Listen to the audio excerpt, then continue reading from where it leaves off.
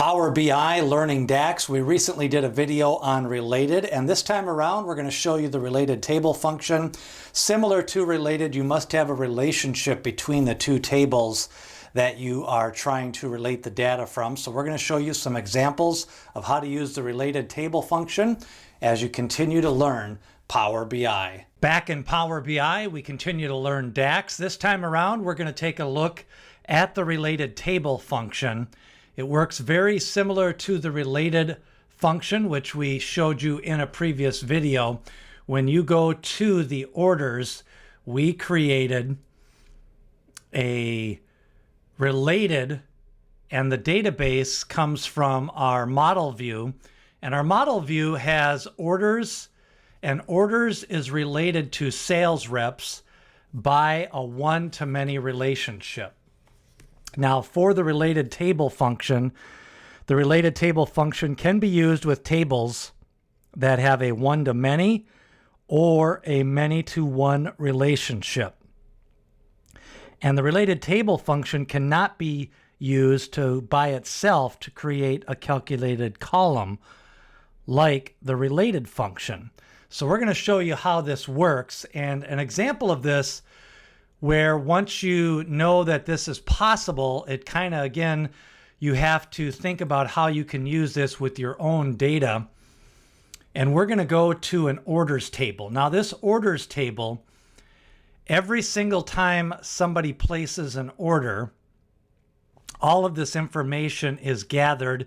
We have a sales rep ID, we have a customer ID, then we brought in the sales rep name, this column, and this has the name of the sales rep. And if you want to see how many orders a sales rep had, you could use a filter function. So in this example, we will filter by Nancy Davalo. And when we filter this, we see in the orders table that Nancy has 1,550 orders. But if we wanted to filter or create a calculated measure for each sales rep, we would have to go through and do it for every single one of these sales reps. A quicker way to do this would be to do a related table function. So we're going to go to the data view, and we are going to go to the sales rep table. Now, the sales rep table has a relationship to the orders table. And we currently have 15 sales reps in this table, and we want to know how many orders each of the sales reps did. So what we can do is create a calculated column called order count. And what this is going to do is count the number of orders by each sales rep. And we're going to use two functions. We're going to use a count rows because we want to count the number of rows in the orders table. But we want to use the related table function of the orders. So now we have the orders table, and we're going to count the number of rows, which is nested in the related table to the orders. And all we need to do is hit enter, and that brings up the number of order count for each of these sales reps. So we get back to Nancy, we see that her order count is 1,550, and now we have that as a column inside the sales rep table. That's the first example of the related table function, creating an order count in the sales rep table, and using that relationship between sales rep to orders. We use the count rows and the related table. The next related table example is we are going to use related table by going to the products table, and we are going to create a new column called number of orders. And what this is going to do is count the number of orders by each product. So the number of orders, we're going to use count rows again, And then we're going to bring in the related table, which is the order details. So what this will do is bring in a new column the number of orders for each of the products, and each product has a product ID. So product ID 1101, we know that that had 269 orders on that product. Now another example would be the quantity sold. So again, from the product table, we're going to create a new column, and we're going to name this quantity sold. We want to know how many quantity was sold and not just the number of orders. Some of these have a lot of higher volumes. We're going to use a sumx. Now a sumx is an iterator function, and we're going to still use the related table, and the related table is going to be the order details, and we're going to use that, close out that parentheses, and then use the order details quantity. So what this will do is bring in the sumx for each of these rows inside the related table, which is from products to order details. So the new column is going to be created, and now we have the quantity sold.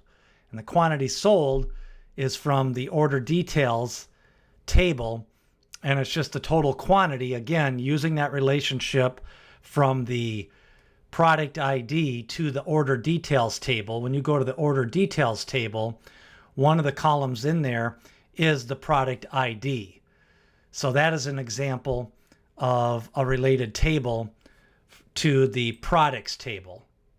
As you can see from the related table examples, you can use related table within the context of other DAX functions like related. You can use sumx, you can use countrows. And the best thing is to know your data and think about how you can use some of these related table functions. We now have another table named regions, and this regions table, what we want to do now is count the number of orders for each region. So again, these are related on a one-to-many relationship, and we're going to count the orders for the region, and the calculation is going to be count rows, and then we're going to use the related table, which is orders. And if the table is not related, you won't even have a chance to bring that up in IntelliSense. It only brings up the tables that are related. Now, when you close out this, it creates the new column called count of orders per region, and we can see in the regions table that the Northeast region by the region ID had 23 orders.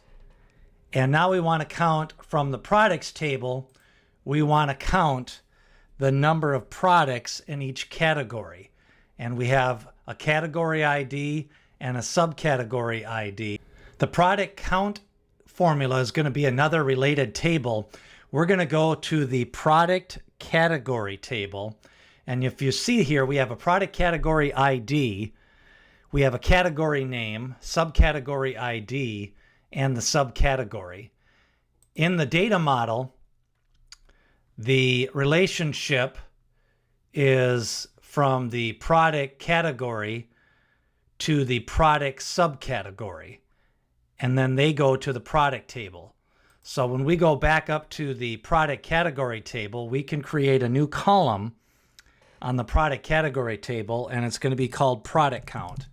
And the product count is going to be another count rows. What this allows us to do from that related table, and again, the IntelliSense only brings up the tables that are related. So we're going to bring it up from the products table. We're going to close this out, and now we're going to have a product count of the product category IDs that are related. So that is the related products, and some of these do not have any product counts. And it's basically, if you notice, the mountain bicycle is repeated a couple of times. So for every product category ID, one has 20 products. Number 2, touring cycle, has 8 products. And number 3, road bicycle, has 23 products. So those are the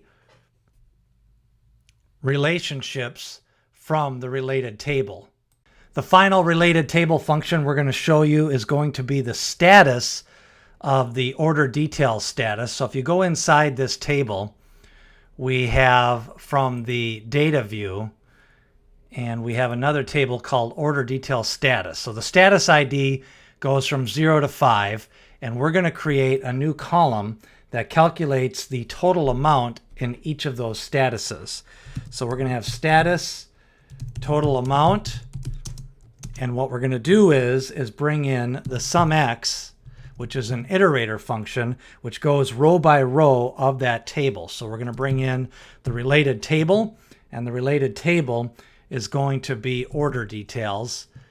We're going to close out that parenthesis, and we're going to bring in the order details line item total. And when we close out that parenthesis, it brings up the total amount for each of those status IDs. And again, if we wanted to format that to currency, we would go to English United States, and that would bring in the total amount, and $6,827,000 have the status ID of 0. So that's a look at related table, some examples of how to bring in the related table from the one side to the many, and it works in conjunction. If you figured out the related table video, and we showed some examples of the related function, the related table function can also be used to bring in from the one-sided to the many. Continuing to learn DAX in Power BI.